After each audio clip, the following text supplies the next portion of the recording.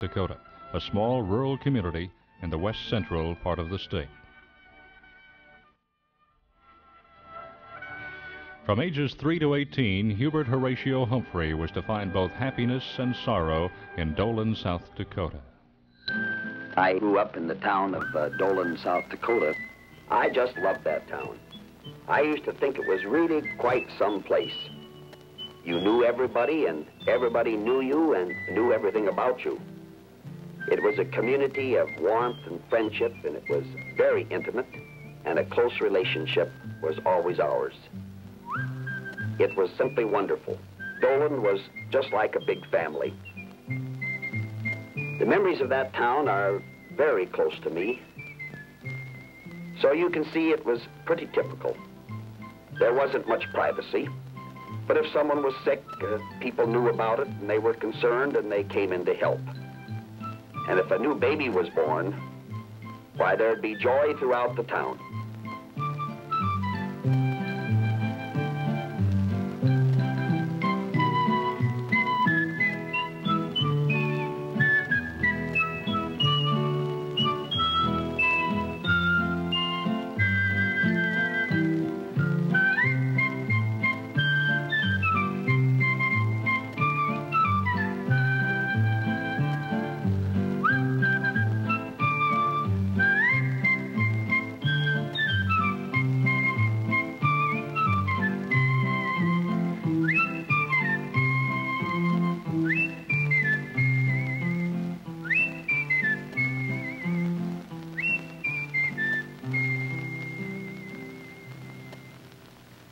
I grew up in a fine old house. It was a very special, precious place to me.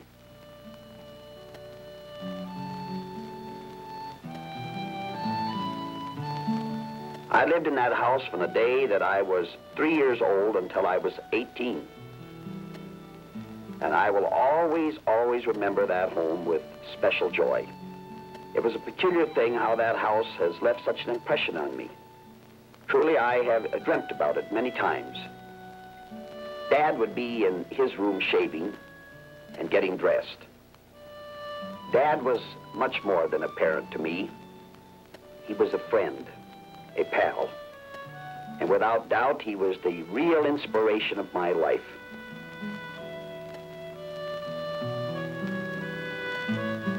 I'd kind of wander through the house, just sort of, you know, lazy-like mosey around it.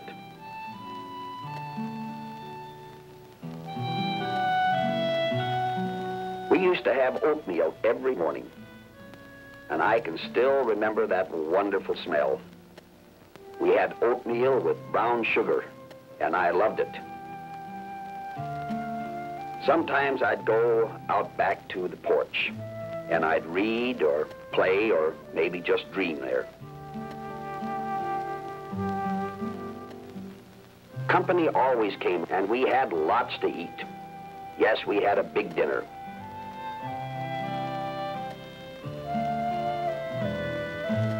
We had milk and homemade bread and rolls and vegetables and chicken and mashed potatoes. My brother would never let me get at them first because I could eat a whole bowl of mashed potatoes with chicken gravy all by myself. It was just plain fun being around that wonderful house.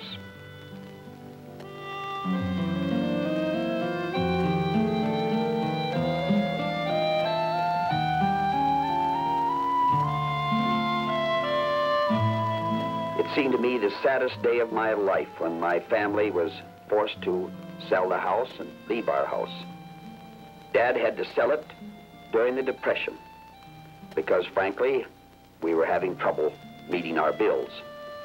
And so we sold the house and had to move. We had to leave our wonderful house behind.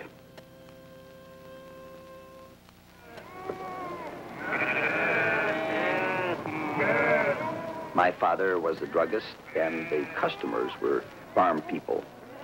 I remember going to hundreds of farms with my dad. We'd carry with us all the vaccines and the serums that we thought we would ever need or could sell. We had to worry about hog cholera and anthrax and other serious diseases like that. They could literally wipe a farmer out. And so Dad and I would go out and vaccinate or inject the animals or whatever was necessary. We'd keep those animals healthy as best as we could.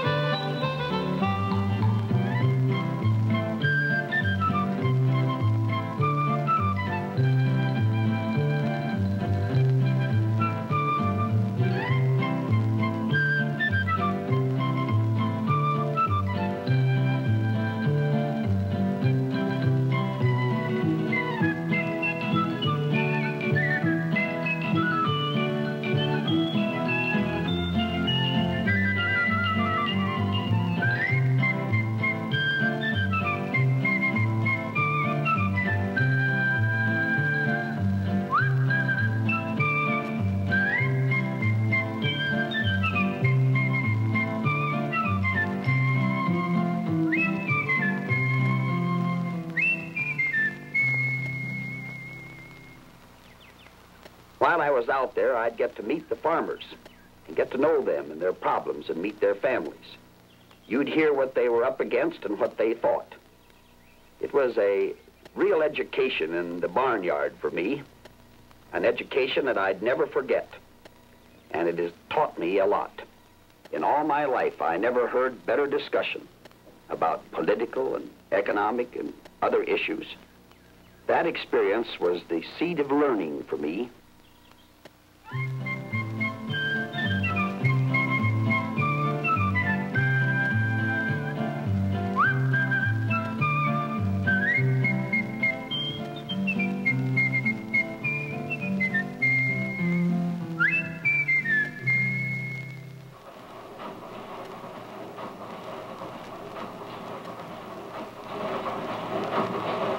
I remember one issue that was hotly discussed in Dolan in those days. It all became a headline story in our local paper, the Dolan Times-Record. A big power company wanted to buy the local power plant. Dad didn't think the town should sell. He felt Dolan should own its own plant. There was a big mass meeting about it. It was a very tense period. Some folks were going to take after my dad, actually with clubs. But I recall that he stood his ground and he fought back. Eventually, he lost that fight, and the power company came in. But I remember how Dad stood up for what he believed was right.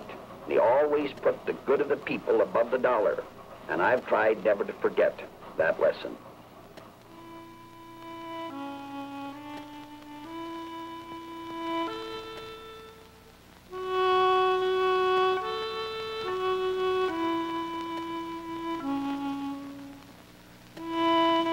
My father had high standards, and I suppose the one concern that I've had all of my life was that I would disappoint him. I know that as a boy.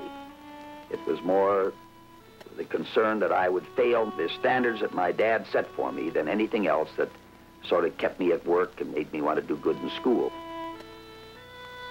Sometimes I used to wonder why I didn't get a vacation occasionally, like the other kids did, a regular vacation. But my father was not very strong on vacations. He was strong on work. He thought that vacations were a waste of time. My father was a very important influence in my life, very, very important. He was a student, and he expected one to be a student.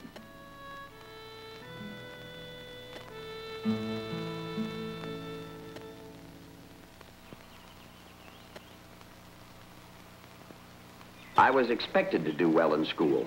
In high school, I remember my grades were all A's except for a B in Latin and a B+ in Glee Club. Yes, I was the class valedictorian, but there wasn't much fanfare about it at all. It was just sort of expected. But that didn't mean there wasn't time for dreaming a little, too. I can remember sitting in class, hearing the whistle of the Chicago Northwestern train going through Dolan, and then just dreaming on. I can remember standing and looking down that track. It was so flat out there that you could see the tracks just fade away out of existence. I can remember wanting to get on a train and travel long distances.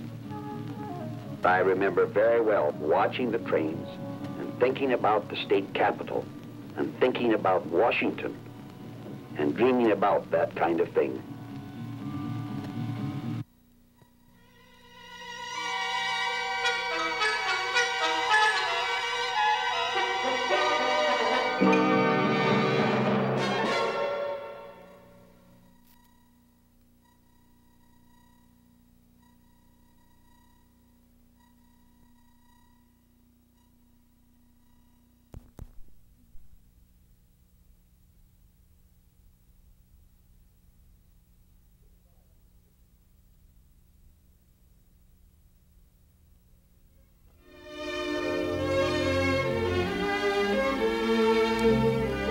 From Dolan, South Dakota, Humphrey followed his father's wishes and set out for the University of Minnesota in 1929 to attain a degree in political science. Less than 2 years later, in 1931, the Great Depression interrupted that education and forced Hubert to quit school and return home and help run his father's drugstore. It was during this respite from school that Hubert met and fell in love with Muriel Buck at a dance at a Huron, South Dakota college. Muriel regarded young Humphrey as a skinny boy who joked too much, but who was filled with dreams of ambition.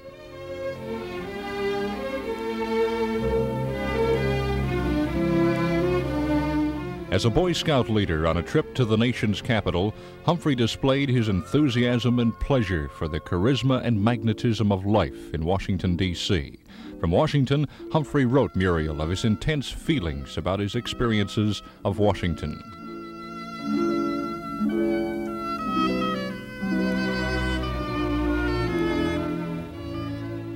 Maybe I seem foolish to have such vain hopes and plans, but Bucky, I can see how someday, if you and I just apply ourselves, we can live here in Washington and maybe be in politics. I set my aim on Congress. Maybe it does sound rather egotistical and beyond reason, but Muriel, I know others have done it. Politics was indeed to be the life and dreams of Hubert Humphrey, but not for some time.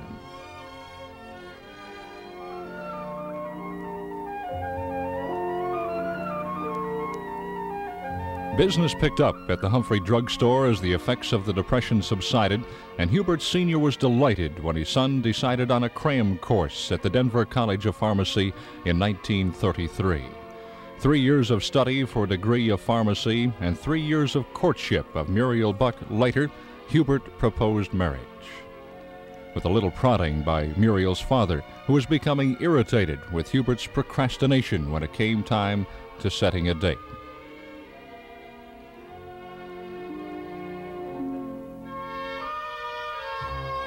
Shortly after the marriage, it was back to the books for Hubert, this time with Muriel at his side on the University of Minnesota campus.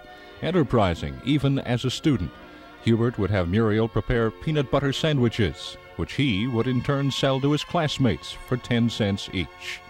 A diligent student, Hubert received his B.A. in political science from the University of Minnesota.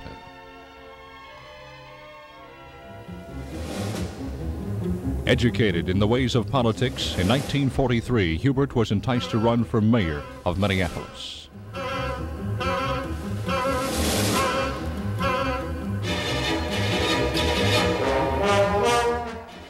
Hubert lost that campaign, but the excitement of political battle now flowed through his veins, and Hubert wanted more.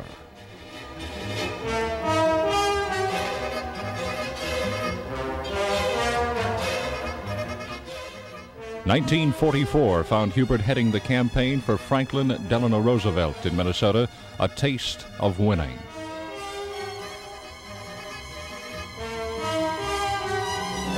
(1945), a taste of winning on a personal level. Hubert ran for and was elected to the mayor's office, the youngest in Minneapolis's history.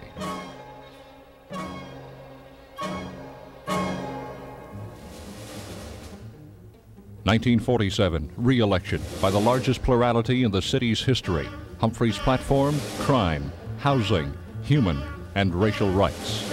It was now time to strike up the band and adjust his sights toward the national level. Washington was in view.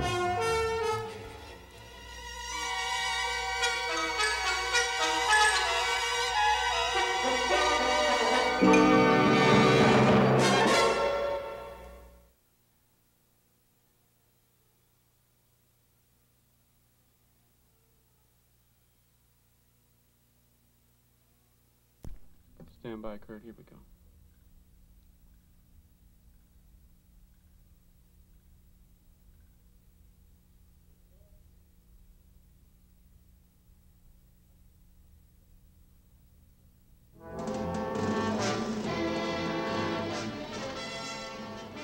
(1948), Humphrey runs for the United States Senate.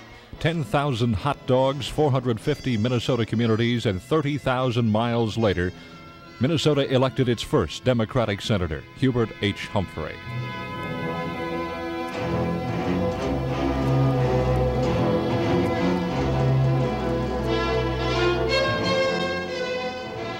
During the 1948 Democratic Convention, Hubert delivered a brief 10-minute speech on civil rights, capping his message by saying, "For those of you who say we are rushing the issue of civil rights, I say we are 172 years late."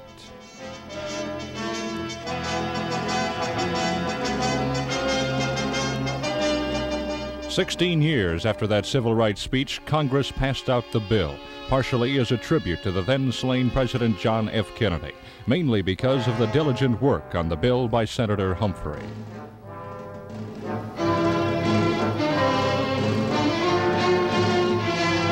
And men will only deliver so much for you, but get a woman on your side, and she'll break her heart for you.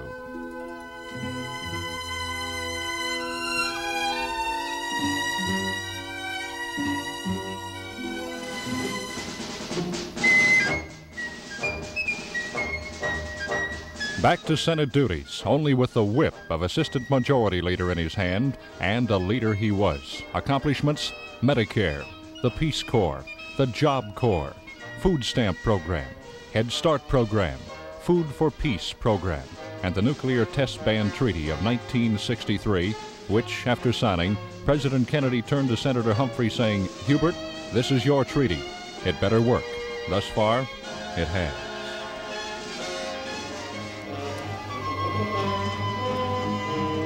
(1964), campaign for the vice presidency on a ticket with Lyndon Johnson.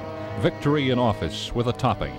President Johnson signed the Civil Rights Act, a victory for a battle Hubert Humphrey had waged since 1948.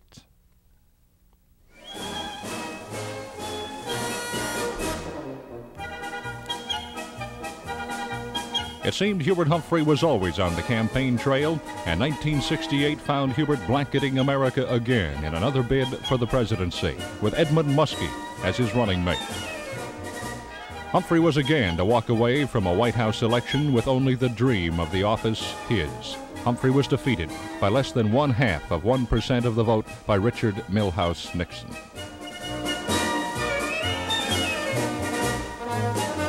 Institutions, you can pass laws, you can set up new agencies, new structures, but this whole system of representative government ultimately depends upon the willingness of each of us to trust the other, and upon the people who are the citizenry to trust the elected officials, and with equal importance, the people who are the elected officials to have faith in, trust in, confidence in, and respect for the people.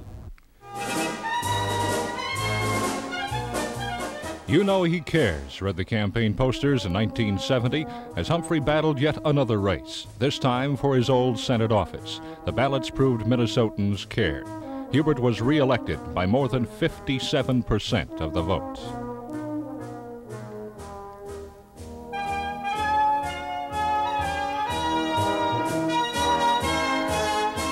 By 1972, there were numerous Democrats ready and willing to take on the Nixon-Agnew ticket. Humphrey was one. However, after a hard-fought convention debate, the convention turned its hopes to George McGovern. A party man, Humphrey turned his campaign energies into McGovern's support.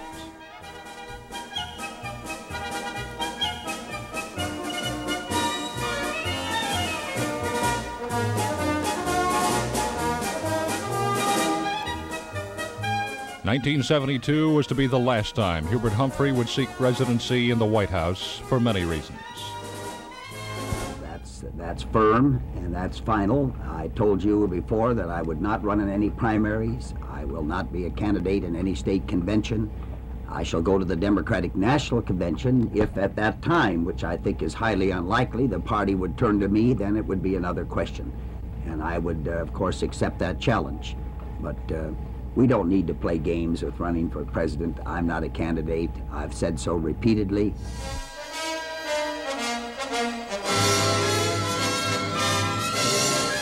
Hubert felt it was time for the younger men to ascend to leadership. He had been as close to being president as possible. Outwardly, Humphrey denied the speculation that his health had been a major factor in his decision not to run in the 1976 primaries against Jimmy Carter.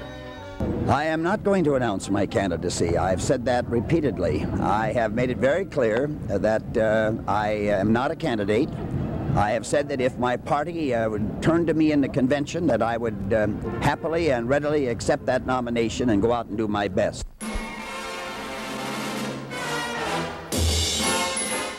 Inwardly, Hubert Humphrey had to have constant thoughts about a physical problem that first plagued him in 1968. Cancer.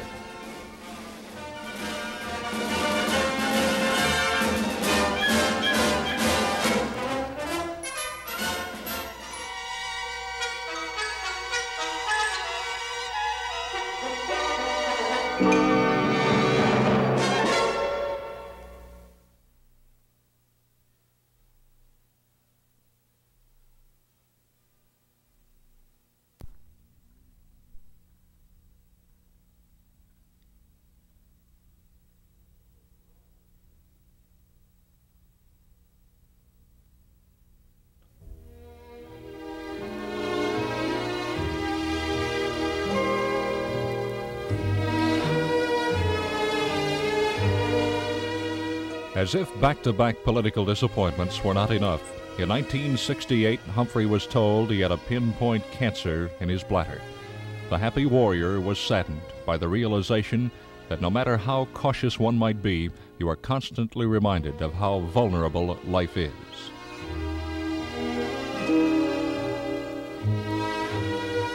X-ray and chemotherapy treatments were to follow the discovery of cancer for the next few years until, in October of 1976, cancer surgery to remove Humphrey's bladder was absolutely necessary. The operation was performed at the Sloan Kettering Cancer Center in New York.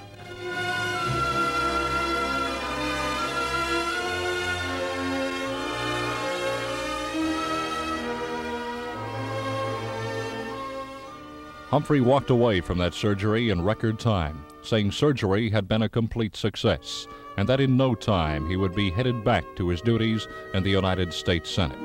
Indeed, he did return to the Senate to fight forward on the Humphrey-Hawkins Full Employment Bill.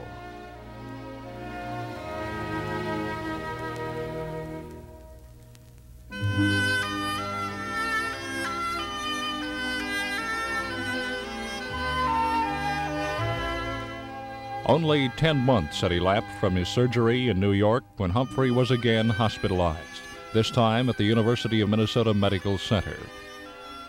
Chief Surgeon Dr. John Najarian conducted exploratory surgery on Humphrey to determine the cause of a bowel obstruction.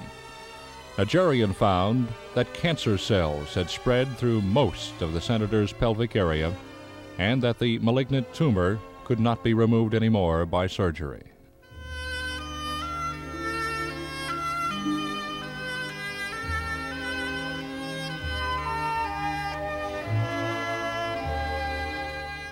Upon his release from the University of Minnesota hospitals, the senator looked only a shadow of his former self, with two exceptions: his vociferous optimism and the ever-present Humphrey smile.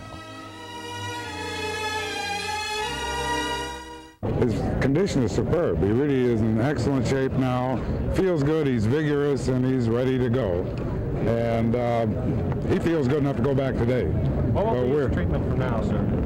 Well, this is a program that's being worked out now. It's not completely clear. We have discussed it very much at length. It is a combined program which will be worked out with the National Cancer Institute and the people at Sloan Kettering. Will there be more chemotherapy? There will be, yes. But this is... They tell me to remind. What are your predictions on the senator now, physically? Physically, I think he'll do very well. He's in better shape now than he was when he came in. How about the future from this point on? The future will depend on how well he responds to his treatment, which I hope will be excellent. You think that he'll feel better once that he gets back on the job? Oh, yeah. This man's a workaholic. He wants to get back to Washington and get to work, and the sooner the better as far as he's concerned. Do you think he can go after Labor Day? He can go back that quick? Sometime after that. I don't know when. No, not after Labor Day, but another week or two. A week or two, and I think he'll be in excellent shape at that time. He's progressing, and he just needs a rest now and relaxation. The happy warrior was thinner, paler, weaker. He told well-wishers, "I've had some problems, serious problems, but old HHH is not ready to give up." Dr. Najarian would not predict Humphrey's life expectancy. Humphrey was saying, "I've got my whole future ahead of me, one day at a time."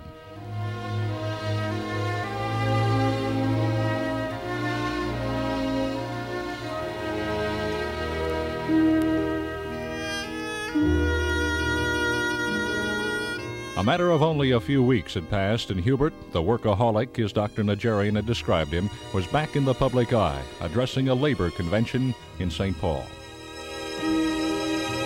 I ordinarily do. I really don't. It's been a little more difficult this time, kind of getting back together. So I said most likely it won't be as long as usual. Well, that was self-deception.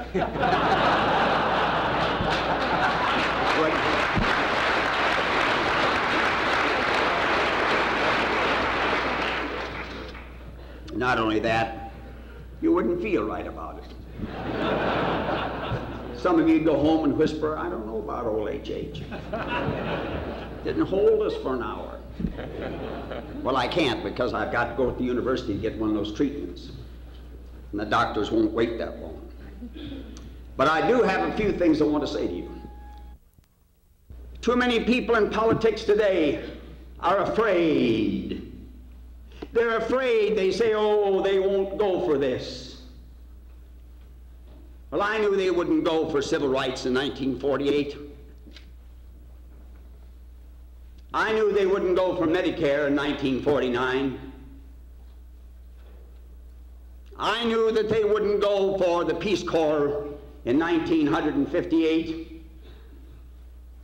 And I knew they wouldn't go, if you please, for the Arms Control and Disarmament Agency in 1959. But ultimately they did. If you're going to be a man in politics, you have to be like a soldier on the battlefield. You know there are risks. There's no guarantee of your life. But as somebody once said, "I'd rather live 50 years like a tiger than 100 years like a chicken." Thank you very much. That speech and each one to follow seemed like an elixir to the worn and weary senator. In a slightly shaky but readily recognizable Humphrey style, he beamed with the applause and gained strength from each audience. Kudos were showered on Humphrey from leaders around the world, probably the finest coming from President Carter, who proclaimed that the chair Carter held as president should be Humphrey's. President Carter rerouted Air Force One to the Twin Cities to personally taxi Senator Humphrey back to Washington, D.C. He's a friend of mine. He's been down to Georgia to help me. He's given me advice when I was governor. I met him when I was a Georgia senator. He's been a man who's been an idol of farmers throughout the country, and I'm really looking forward to having him back in his work clothes, back in Washington as a staunch ally for me as president and as a leader of our Congress. It's going to mean a great deal to our country to have him back where he belongs. It's these things that I find so much of meaning to me. And it's in these ideals and these attitudes that I share so much with the President. A great faith in the nation, in our people, faith in our institutions of government, and a knowing that we've got to work at it and never give in and never give up.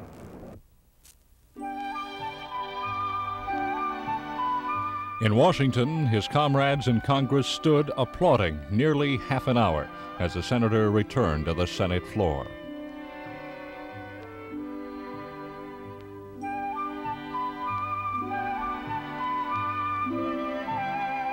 Vice President Mondale carried out the wishes of President Carter and, in a ceremony, renamed the Health, Education, and Welfare Building in honor of Hubert H. Humphrey.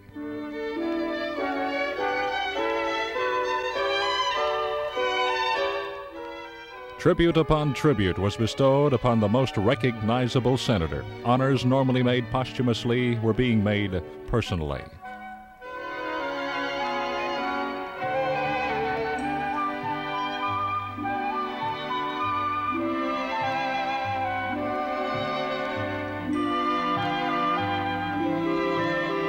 But the truth always remained. The senator was still bearing the malignant tumor. The reality of the uncertainty was even beginning to show through the senator's optimism. Humphrey talked of being a bit more sentimental now, and his time with Muriel more precious.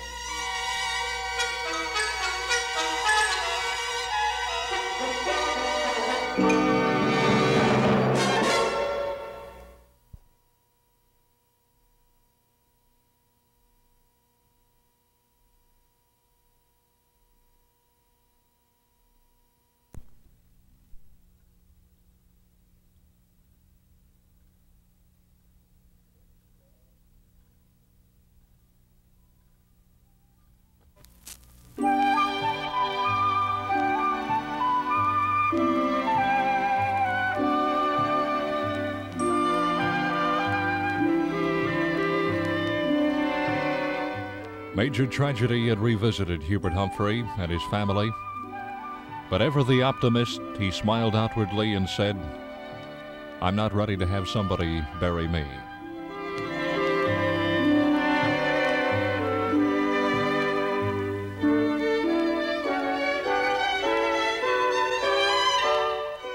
Cancer was threatening an end to his life, his politics, much as the Great Depression had ended his boyhood.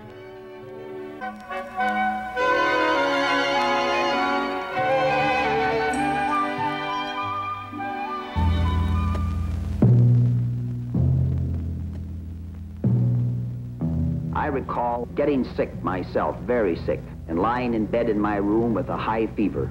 Old Doc Sherwood was there trying to pull me through. I was very sick and I nearly died. I remember dreaming of an old deserted barn outside of town. We kids used to play out there and we would imagine all sorts of things.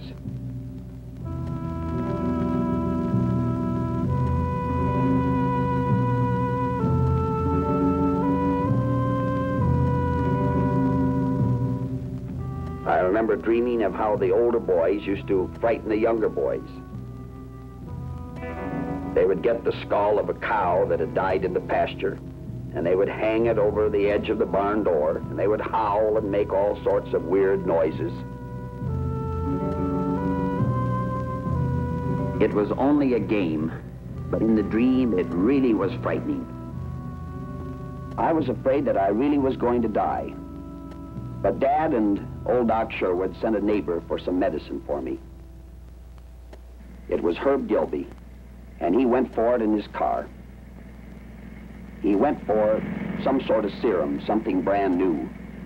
The car was open and it was mighty cold, and Herb drove all the way to Minneapolis, some 300 miles away. And that medicine really saved me. You might, in fact, say that Herb saved me, along with Doc and Dad.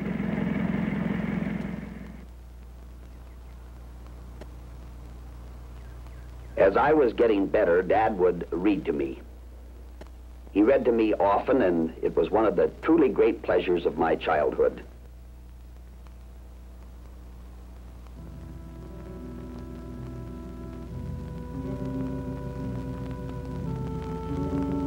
He'd read to me about the presidents. Woodrow Wilson was his great hero, and I guess he was my childhood hero too. Emerson was a favorite of his. Dad would read poetry. Longfellow. Edgar Guest, the kind of people's poet. Yes, and Walt Whitman. And I loved it. I'd listen and argue, and I'd talk about everything with my dad.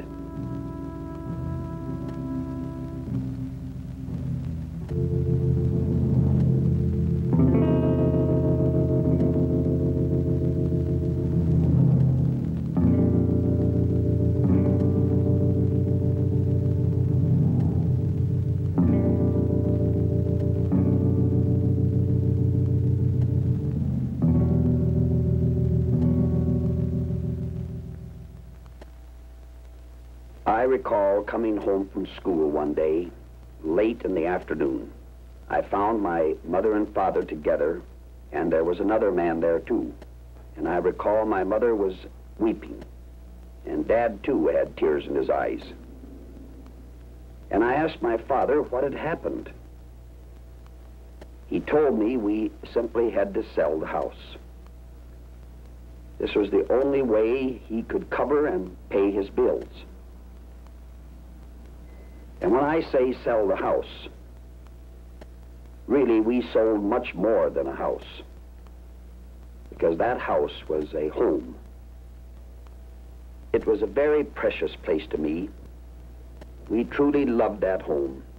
And I seemed to learn then that no matter how competent my father may have been, or how good my mother, or how fine my community, that it could be destroyed by forces over which we had no control. A great change was in the making, and this change would require something very different from what I'd known.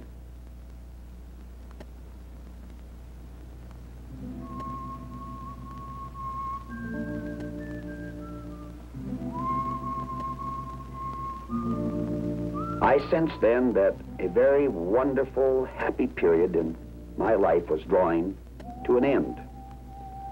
Childhood came to an end on the day that we sold that beautiful home. And with it, the joys of childhood seemed to vanish.